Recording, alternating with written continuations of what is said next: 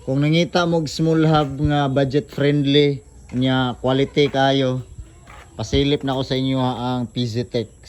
So sa ato pa lang unit sa unang Raider naka PZTech gyud ato ang small hub. Tanawa ninyo unsa kabaga. Tanawa i-compare ninyo ha, dili lang sa panguan sa upper speed. I-compare lang ninyo ang quality ani. Tanawa unsa kabaga. Ang kilid mo tanawan nyo kay kasagaran dire man gyud mag-issue. Aning kilid gyud niya sa butangan nag-spoke mismo. Grabe kabaga ang PZTech nya affordable ra pod. So sa uban 3,700, sa PZTech 2,000 plus.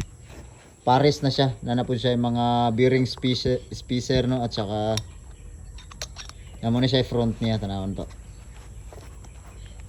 Iyahang front brakeless na po ni siya. Nindot ni siya sa mga magtaod og mga trail bike. Ara iyahang front baga gyapon kay kilid ay.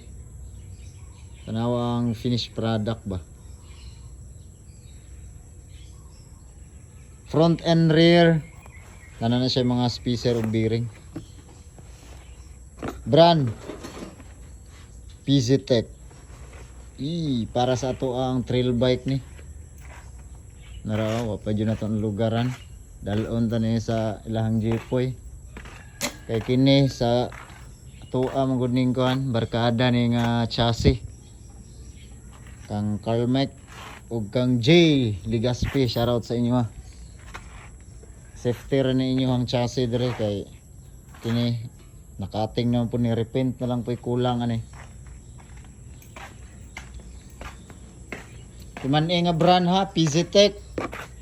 Quality, budget friendly. Mura to. Ride safe.